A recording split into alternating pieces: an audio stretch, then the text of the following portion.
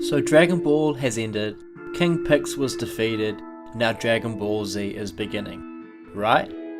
Wrong. You're wrong. Well, technically you're not wrong. I'm wrong. Of course this is when Dragon Ball Z started, but hear me out. I actually believe Dragon Ball Z started when Gohan, Bulma and Krillin left Earth for planet Namek, when they all pointed forward together and said, Chaozu blew himself up. No, they said, Namek, here we come! So yeah, technically Dragon Ball Z started after the 5-year time skip after Dragon Ball, right? And with the arrival of Raditz. Gohan was born, Chi-Chi and Goku had set up a neat little home for their family. It's a beautiful thing.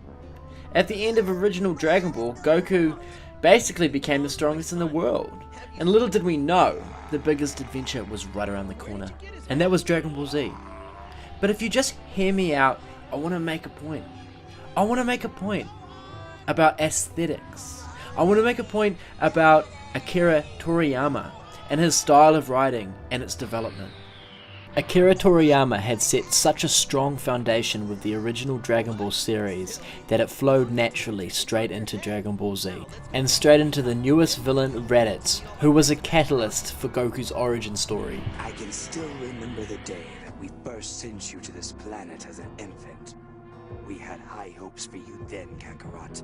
Why have you not carried out your mission? Akira Toriyama at this point had pretty much achieved mastery in storytelling, and the story was just in flow state. The animators were all still the same animators as in the original Dragon Ball. The main ones, Masayuki Uchiyama, Naoki Miyahara, Naoto Shishida. Sorry if I butchered those names. Naturally, this gave the saga a real Dragon Ball aesthetic. And the landscapes were a big focus, i.e. Spindletop Mountains, unlike further in Dragon Ball Z where they didn't focus on those quirky surroundings. The crew still played a massive part, and they all had their own training arc up on Kami's lookout. Even Yamcha leveled up phenomenally, along with Tien, Chaozu and Krillin. Tien was actually so strong that if he managed to catch Nappa off guard, there was a potential to beat him. Nappa was just more battle experienced. Like original Dragon Ball, martial arts was its main focus. Ability and experience, along with a new perfect power scaling system, Dragon Ball was evolving, but it still had not reached the Dragon Ball Z tier.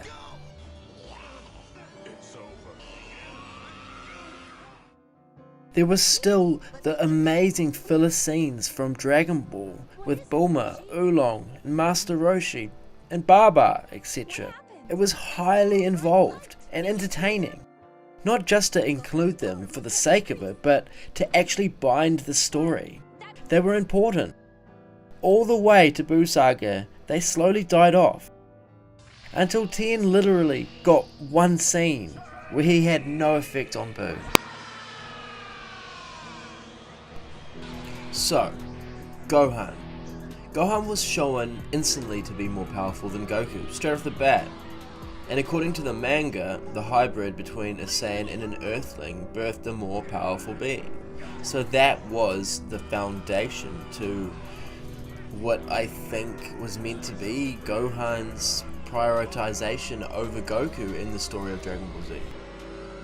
I just want to point out the irony here of Piccolo actually defeating his arch nemesis Goku, as well as becoming the strongest on the planet, in a twist of fate to save the planet and actually help Goku's son.